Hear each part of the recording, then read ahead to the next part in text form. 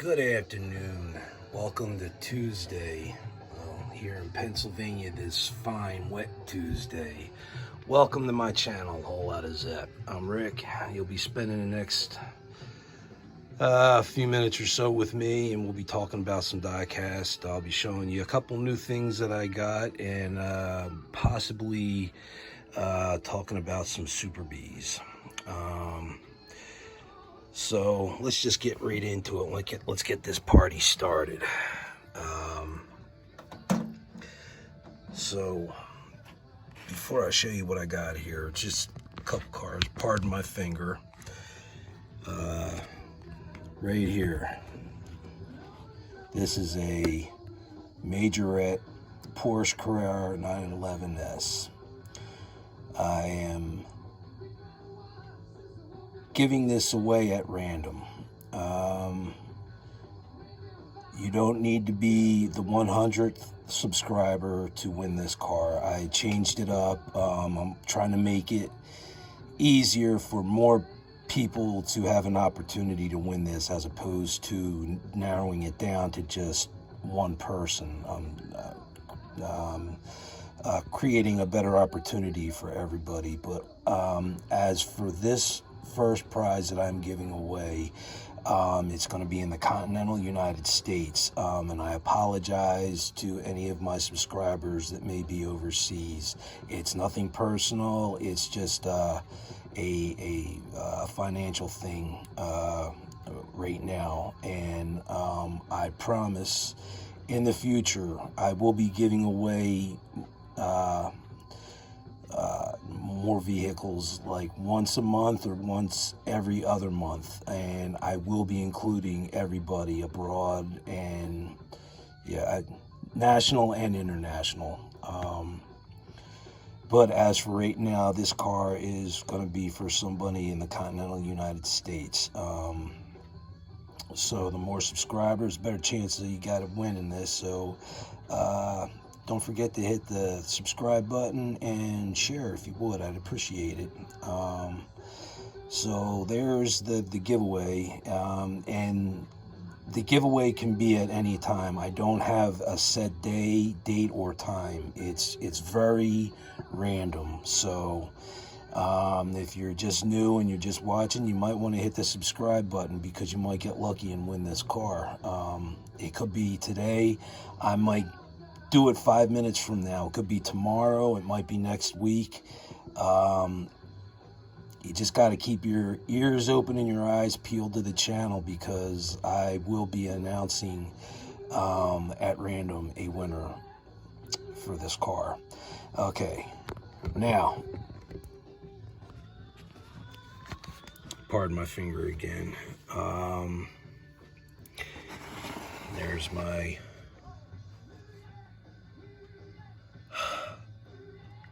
Heartbreak Chevelle.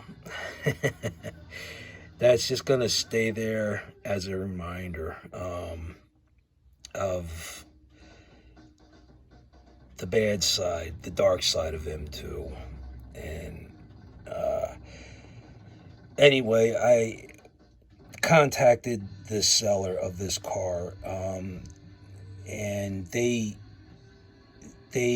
were not very descriptive of what they were selling, and they actually sold themselves short on this car. They did a good job hiding the imperfection on the right stripe there that looks like some kind of thinner or something had been dropped on it, because it looks like it's just kind of like dissolved away. This car was very used and abused, and this seller tried to sell it as a new collectible, which was not the case. I won't give the seller's name out. It was on Amazon, but I will say, after all the hassle that I went through, they made good on a bad sale and refunded my money, and obviously allowed me to keep the car, because this is not, it wasn't as described as in the description. So not only was it an M2 malfunction, it was also a seller malfunction all around. It was just a very bad experience I had with a seller and with the brand. And when I opened up my Oldsmobile 442, that was the first time I had that one open, when I opened this Chevelle, and that's how I found out about the hood on that car. So that whole evening, it was just an entire disappointment, and I'm just leaving the Heartbreak Chevelle here as a reminder that there is a dark side to these diecast companies, and I gotta keep myself in check and remember that. I did order 2 more 70 Chevelles. They are M2s, and they're both different colors than this one. And we'll see what happens when I get them in. I'll compare all 3 of them. It just sucks that I had to glue the door shut on this one. The passenger side, the separation from the front right fender and the door jamb is such a big gap on that side. It's unbelievable. I mean, honestly, I seriously believe that this was a child's toy, and it got abused quite a bit, and then somebody tried to sell it as a collectible item. But that's just my opinion, and that's the story on the Heartbreak Chevelle. So moving forward, some young guys like to go after cougars. It's not uncommon, but us older guys also like to go after cougars, but we go after cougars of a different kind. So what I have here is a green light 1970 Mercury Cougar Eliminator. I honestly do not know too much about the Cougar. I love the way it looks. It's very menacing looking. But you take the shaker hood away, remove the striping and the Eliminator badging, and put like just hubcaps or poverty caps on this car, it would be very deceiving. It would be a sleeper by far. But that shaker hood, those wheels, the striping and the badging, it just says, don't mess with me. I love the front end of this. It's got like a bit of a GTO look to it. It's great. And if I dare to say so, it even has a bit of a Charger look to it as well, just in the front end. But you turn it on its side there, and in the back, the Cougar is definitely a muscle car that stands all on its own. It's like no other, just by looks itself. Something I'm just noticing here. So the front tires, or front tire anyway, that I can see has white lettering on it, which I like. Where's the white lettering on the back tire? So I guess eventually when I take this car out, I'm going to have to look to see if there's any white lettering behind this one. And if not, it sucks, but I'm going to have to turn the lettering around or buy a pack of green light tires so I have white lettering. Because I'd rather have white letters than black tires. I love this color too. I think they call it a pastel blue.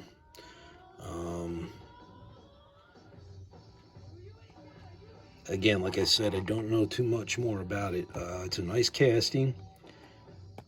I don't have any complaints about it, other than the tire missing the white letters. So that's the green light Cougar. I'll move the 67 model out of the way. Move my magnifier out of the way. I got a barn find here. Not exactly sure what I want to do with it yet. However, I love the car. This is just too cool not to have in this set.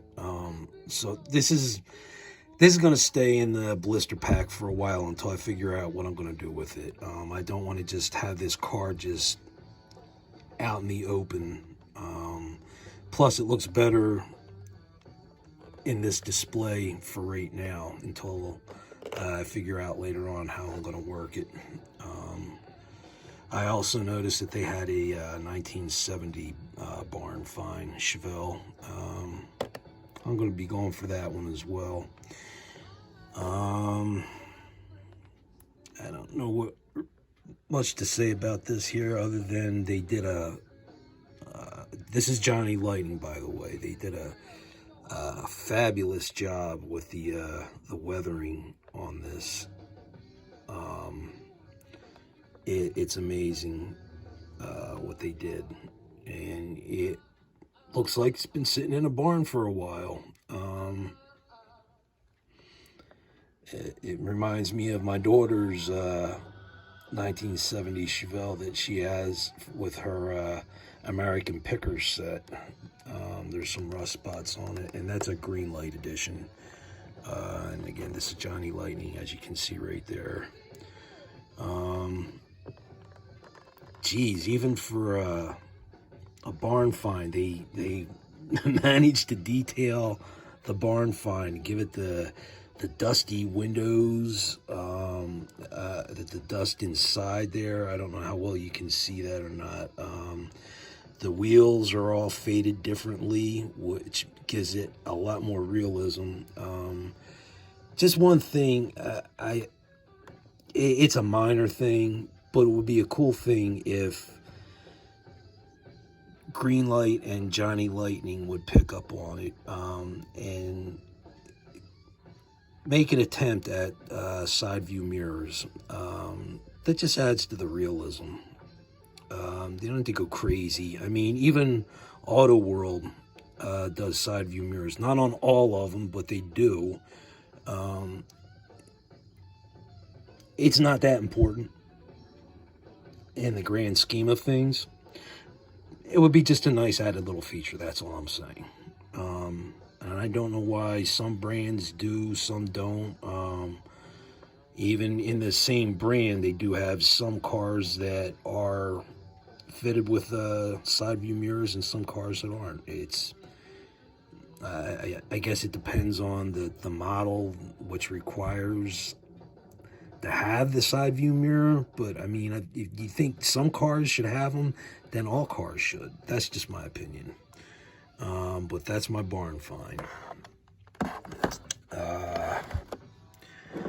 I'll go over my 1/24th scale Super B. And I'll do the rest of my Super Bs at another time. This is just a badass car. I love the color. This is also like the Roadrunner that has an A12. Super B also has an A12. But I have a gripe about what diecast companies are doing with A12, and I only seen one correct version, and it's an A12 version, and I do have it, but it's not a Super B, it's a Roadrunner. So what an A12 is, it's a 446 pack, either Roadrunner or Super B, and it comes with a fiberglass hood. And if you notice on the hood, there is 4 pins. And this hood can sit above the engine compartment with poles that it can rest on. This whole hood is meant to be removed. Now, what drives me nuts about this is it's a fiberglass hood that's supposed to be removed, and it opens. That's fine, but it's an A12. That's supposed to be completely removable. If they were going to do it right, that's my gripe. They should have made it so it's removable, or had it sitting up on its poles, and have some kind of removable mechanism, so you can put the hood on it or rest it on the poles. But this is not a correct A12. Aside from that, it's a beautiful car. I love the wheels on it. The color on it is just amazing. The doors do open. It's got a nice interior for 124th.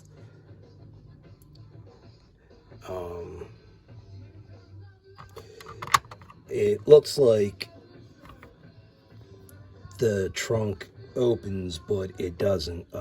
But still, it's nice to have that appearance that it looks like it, so it gels with the rest of the opening components on this car. It's very detailed,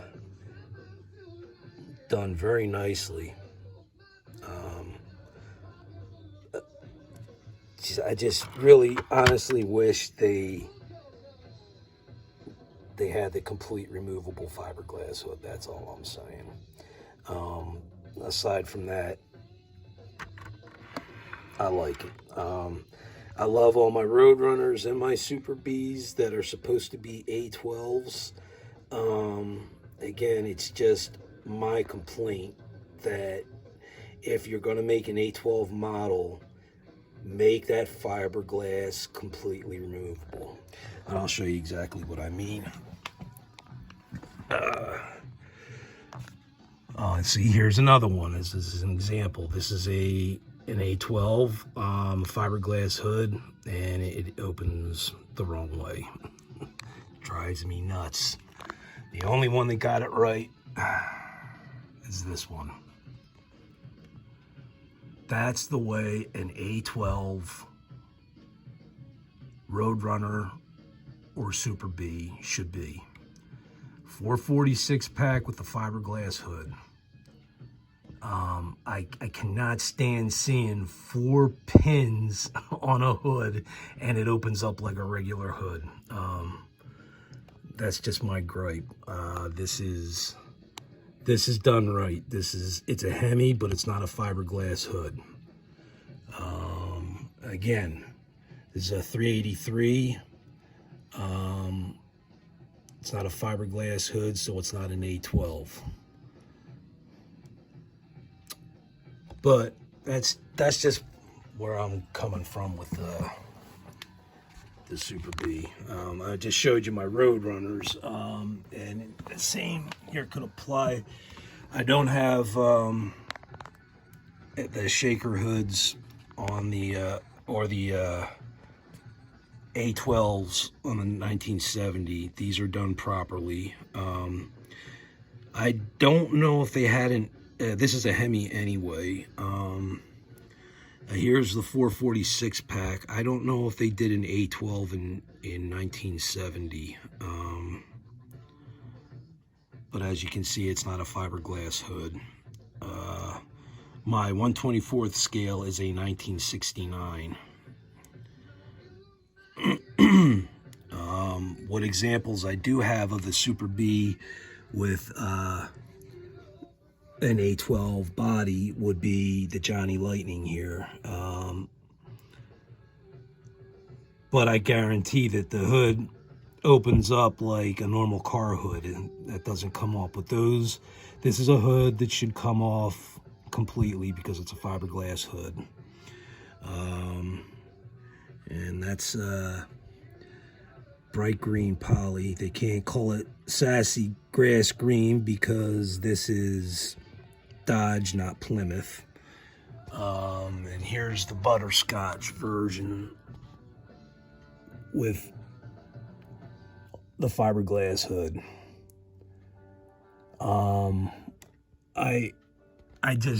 I beg these car companies, when you're making a Roadrunner or a Super B with a fiberglass hood, please make it more often so the hood comes off. Make it more realistic. That's all I ask.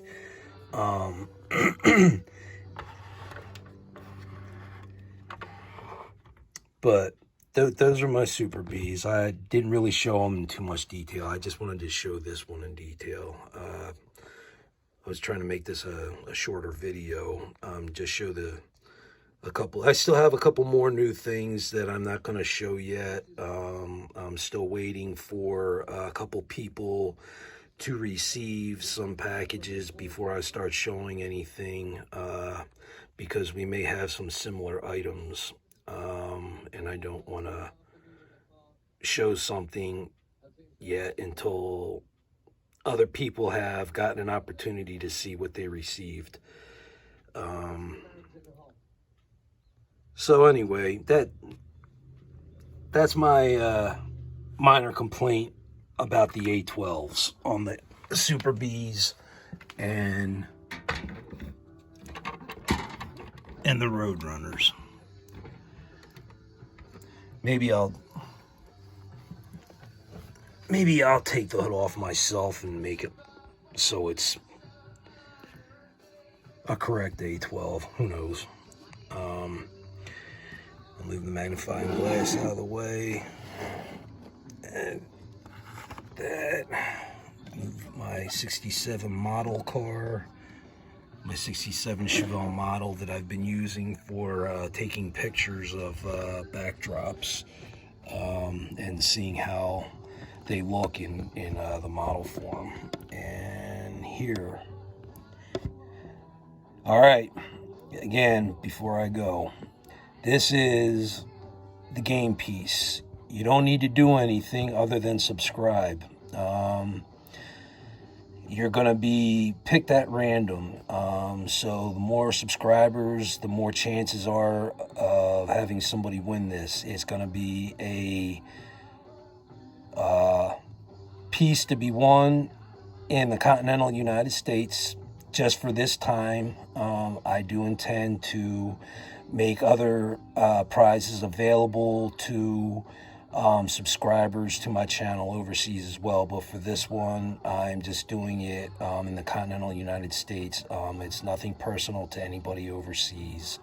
It can just get a little costly with shipping and handling. I'm sure you understand that,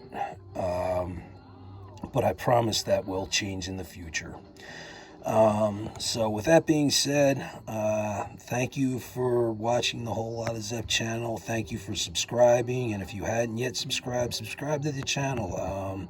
You'll be surprised at what you find along the way here on my channel. My name's Rick, and everybody be safe and take care. I'll see you on my next video.